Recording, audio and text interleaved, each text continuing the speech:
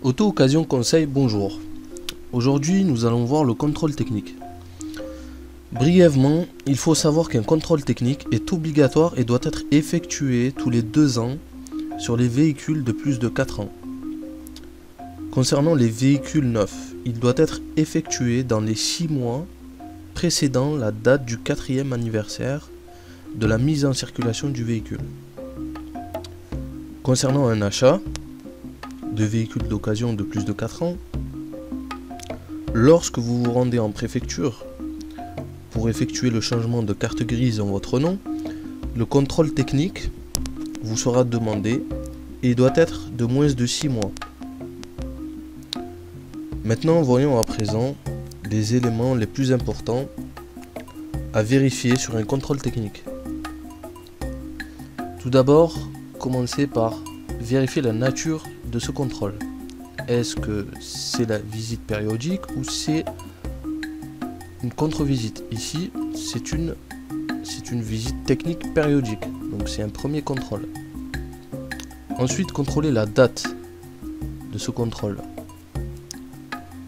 Ensuite, on va contrôler les défauts, s'il y en a. Dans cet exemple, il y en a des défauts, notamment un défaut avec contre-visite, c'est-à-dire que le contrôle technique n'est pas validé. Il faudra donc corriger ce défaut et revenir faire la contre-visite pour que le contrôle technique soit validé. Ici, nous avons la porte latérale, donc ouverture impossible ou intempestive arrière gauche. Donc le propriétaire, il devra absolument donc corriger ce défaut, puis revenir, repasser le contrôle technique pour que celui-ci soit validé. Ensuite, nous avons les défauts à corriger sans contre-visite. Donc il ne nécessite pas de contre-visite pour que le contrôle technique soit validé.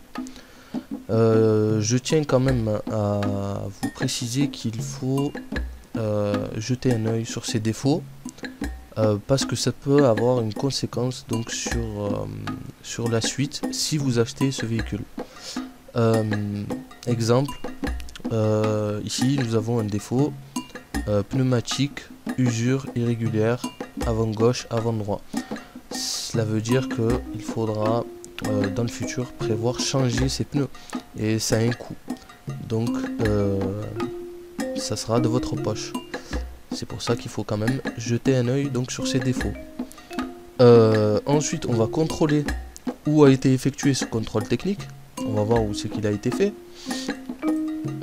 Et ensuite, on va contrôler donc le véhicule, donc l'immatriculation, si c'est bien ce véhicule-là qui a été contrôlé.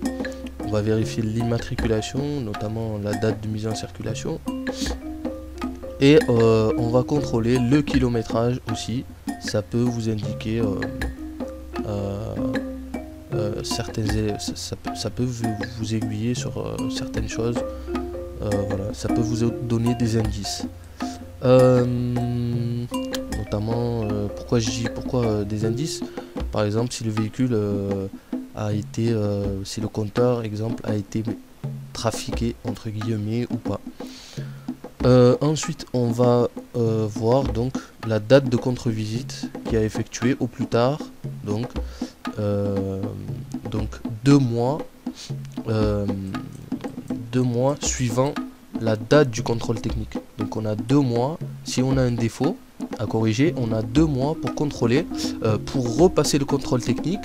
Donc on a 2 mois pour corriger le problème et revenir repasser la contre-visite pour que le contrôle technique soit validé.